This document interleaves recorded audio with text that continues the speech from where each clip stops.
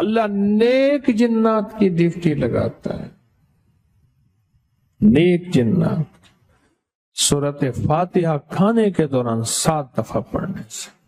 اور کالی دنیا، کالی دنیا، وہ لوگ، وہ کالے لوگ جن کا کام لوگوں کو تکلیف دینا ہے، جن کی فطرت میں آگ اور دھواں بھرا ہوا ہے، اور وہ آگ اور دھوئیں سے پیدا ہوئی ہیں،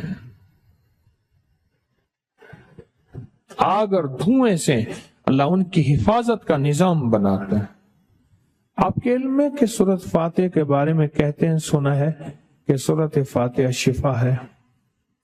شفا کا معنی کیا ہے؟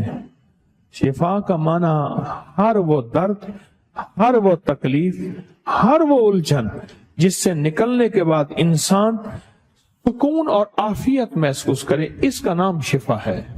وہ بیماری کی شکل میں ہے، وہ جادو کی شکل میں ہے، وہ قرضوں کی شکل میں ہے، وہ مرضوں کی شکل میں ہے، وہ الجھنوں کی شکل میں ہے، وہ ناکامیوں کی شکل میں ہے، وہ زندگی تنگ اور بند ہونے کی شکل میں ہے، وہ راستے بند ہیں، وہ مسائل حل نہیں ہو رہے، گھر ٹوٹا ہوا، زندگی الجھی ہوئی، حالات چکڑے ہوئے، اور میں اپنی زندگی میں آگے بڑھتا ہوں، پیچھے گرتا ہوں، یہ سمجھ لیں کہ اس کے پاس شفا نہیں ہے۔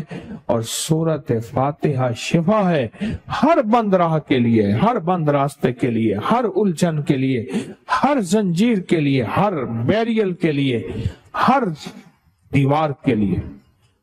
عجب شفا ہے، عجب زندگی۔